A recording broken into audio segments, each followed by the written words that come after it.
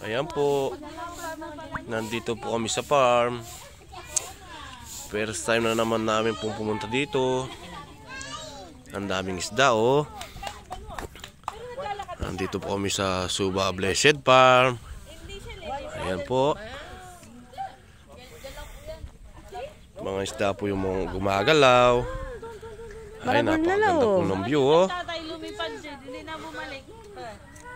Marami na po nabago sa farm. Meron pa po palang ibon dito. Ito po yung ibon.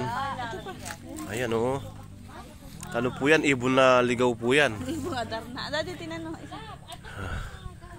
Ayan po. Kapag kumanta po yan, magiging bato po ako dito. Ibon adar na po yan. Uy, naman po. Nakakatakot naman. Tinan po eh. Andun kay Ate Labo. Ayan po. Kusa po silang pumunta dito, yung mga ibon dito. Galing po sa bundok Arayat po yan, yung mga ibon na to. Ayan o. Ito po yung isa. Ito po yung isa o. Mga babae. Kakatil po. Kakatil. Ano lang? 1,000 lang. Hindi pare. 700, Nanuno ka? 800 yung babae. Ayan po. Ano po ito? Ibon na galing pong bundok. Hindi na po umalis dito. Oo. May pito po. Kapagkanta mo na. Kapag kumanta po ito, magiging bato po lahat mga tao dito. Ibong adar na po. Kapagkanta na. Ibong adar na. Happy birthday to you! Happy birthday to you!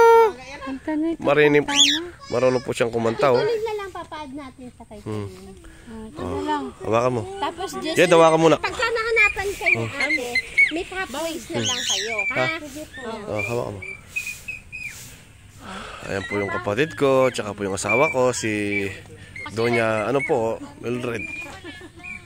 Ito si Doña Tintin. Saka malulungkot yan eh, pag hindi mo siya inanapan ng partner. Ganun. Mainit na po. Punta po kami sa tree house. Kaya late po kaming namasyal dito sa Suba Blessed Farm. Meron ka rin, ang kakarin. Gusto niya sa maganda. Ha? Gusto niya sa maganda? Hindi sa'yo, Jed? Nalayo na pala namin.